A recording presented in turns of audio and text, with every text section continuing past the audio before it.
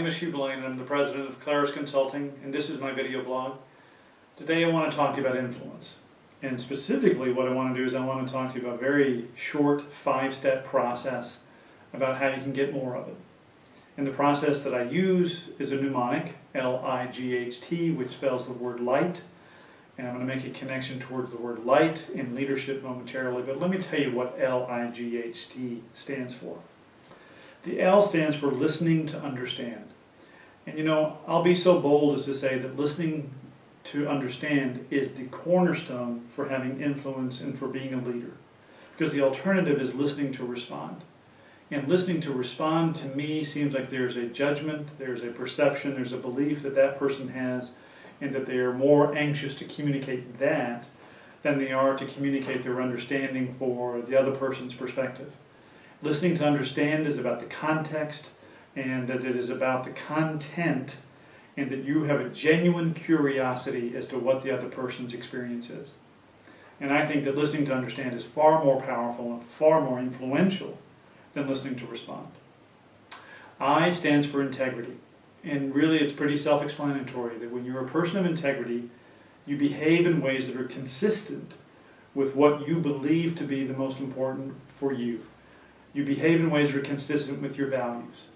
And what I have found is that the leaders who are the most effective, who are the most influential, are crystal clear about what true north is for them.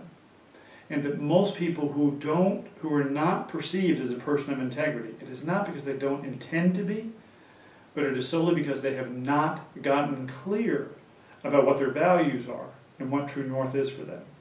So my recommendation is get crystal clear about what's important to you and then find ways to behaviorally act on those things every single day. G stands for 2 words, generosity and gratitude. Some of the most influential people that I have met are the people who are the most generous with their time, their energy, their resources. They give willingly, not with any preconceived notion about what the return will be, but truly because they believe that someone might benefit from something that they've experienced. So the generous of heart individuals are people who are willing to give. And at the same time, those people who are incredibly generous seem to be also very grateful for whatever they receive in return. Because they were not generous with a preconceived notion about what the outcome would be, they perceive whatever they receive in very grateful terms. And so there's an interesting parallel about being generous and being grateful somewhat simultaneously. H stands for heart to heart. We've learned a lot about emotional intelligence over the years, and what we know is that people have emotions, and that when they capitalize on those in an appropriate way in the workplace, that they can be more effective. And so what I will position with you is that the people who are influential leaders make a meaningful connection with everyone that they either work with, live with, or do business with.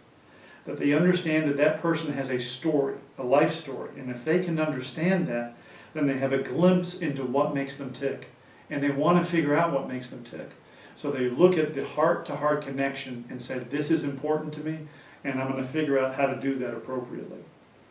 T stands for tell the truth, and I kind of like to juxtapose tell the truth with tell your truth. Let me talk about both. Telling the truth does not mean that you have to divulge corporate secrets, but it does mean that when you're asked by a subordinate, when you're asked by a team member to explain something, if you can't explain it, you don't try and fake it.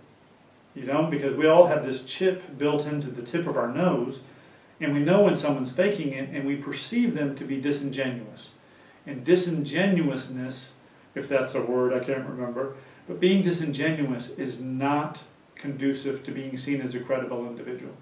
It's not seen as being something that's helpful in having positive influence.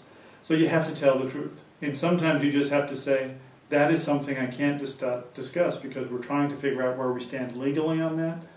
But the first moment that I can discuss it freely, I will most assuredly come and tell you. The second thing is I'd like for you to distinguish between telling your truth and telling the truth. So you need to be able to take ownership for your truth and say, here's how I perceive things, this is what's important to me, this is why it is important to me, and I recognize that that may not be the same for everyone, but here's what my truth is, and here's how I perceive it.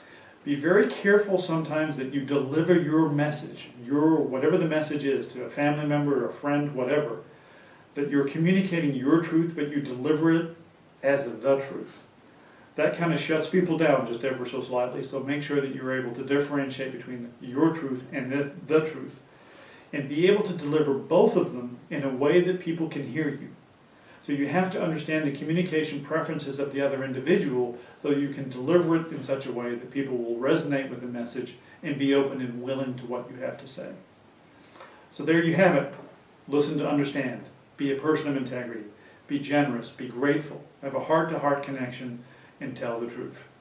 So those are the 5 steps to having more positive influence. I can't wait to hear what you have to say. So please go to the blog and tell me what your thoughts are. I hope you have a great day, and I'll talk to you very soon. Bye-bye.